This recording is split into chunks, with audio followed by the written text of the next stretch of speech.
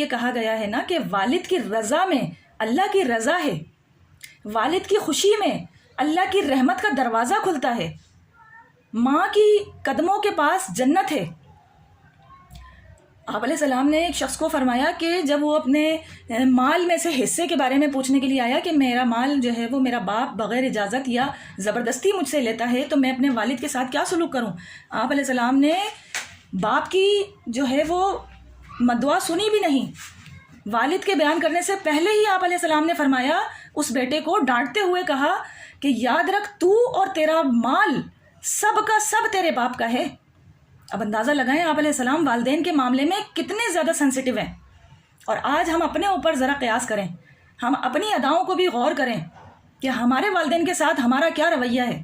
کس طرح ہم اپنے والدین کے ساتھ آنکھیں رول کرتے ہیں، کس طرح ہم اپنا سینہ تان کر ان سے اکڑ کر بات کرتے ہیں کہ جیسے والدین کو تو کسی قسم کا کوئی شعور ہی نہیں ہے، ہم ہی سب سے زیادہ عالم فاضل بن گئے ہیں اس دنیا میں۔ تو یہ سمجھنے کی ضرورت ہے ان کے لیے حسن سلوک کرنا ان کی زندگی میں، اور صدقہ جاریہ بننے کی کوشش کرنا۔ آج کے ٹائم مطلب کچھ ایسے اولادیں بھی نظر آتی ہیں جو والدین صحیح طریقے سے وراثت کی تقسیم کر کے نہیں گئے ہیں، اور بعد میں ان کی والدین کی اولادیں کہتی ہیں کہ بھائی باپ جو کر کے مرا ہے بس اسی پر ٹھیک ہے، مجھے زیادہ دے دیا، باپ جانے اور اللہ جانے، میں تو خوش ہوں اپنے باپ کی تقسیم پر۔ لعنت ہے ایسی اولادوں پر جو وراثت میں سے تو حصہ مانگ رہے ہیں، لیکن اس والد کو اگر جان کر یا انجان کر وراثت میں کوتاہی ہو گئی ہے تو اس کوتاہی کے عوض جو اس کے والد کو آخرت میں عذاب ہوگا، اس عذاب سے چھڑانے کا ذریعہ نہیں بن رہے ہیں۔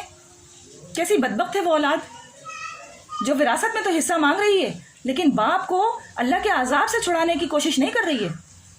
اس کے وراثت کے چھوڑے ہوئے مال میں سے مزے سے کھا رہی ہے اس دنیا میں۔ اور اگر کسی کے والدین کوئی وراثت کا حصہ نہ بھی چھوڑ کے گئے ہوں تب بھی آپ کو تو دنیا میں لانے کا ذریعہ بنے ہیں نا آپ کے والدین، یہ کم چھوٹا احسان ہے کیا؟ نبی علیہ السلام نے فرمایا کہ ایک شخص آیا، اس نے کہا کہ میں اپنی والدہ کو اگر اپنے کندھوں پر بٹھا کر حج کرواتا ہوں تو کیا میرے جو حق ہے والدہ کا مجھ پر وہ پورا ہو جائے گا؟ اندازہ لگائیں آپ علیہ السلام کی سینسٹیوٹی کا،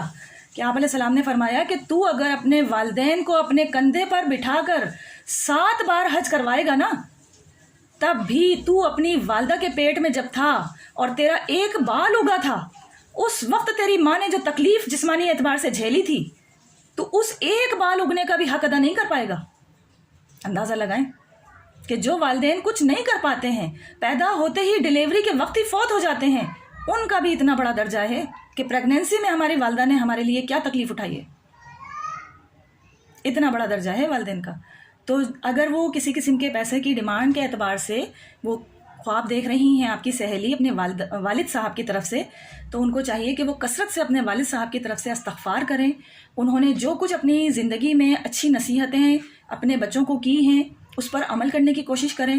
کوئی ایسی وصیت کر کے گئے ہوں کہ میرے بعد جو ہے وہ تم نے یہ تعلیم آگے پہنچانی ہے، تو کوشش کریں کہ اس سارے ان کی وصیت کی ہوئی چیز کو عمل میں لے کر آئیں، اور ان کی طرف سے اللہ رب العالمین کے حضور جو ہے دنیا میں غریب جو طبقہ ہے اس کے لیے صدقہ کریں۔ اولاد سب سے بڑی صدقہ جاریہ ہے۔ یاد رکھیں کہ اگر آپ کے والد صاحب کسی کو اس طریقے سے خواب میں آتے ہیں اور کسی قسم کی چیز کی ڈیمانڈ کر رہے ہیں، چاہے سے وہ پیسے ہوں، دنیا کی کوئی بھی چیز کے لیے ڈیمانڈ کر رہے ہیں، تو سمجھ میں آئے یا نہ سمجھ میں آئے اپنے والدین کے لیے صدقہ جاریہ کا ذریعہ بننے کی ہر ممکن کوشش کریں۔ یاد رکھیں اس میں صرف آپ کے والدین ہی کی بخشش نہیں ہے بلکہ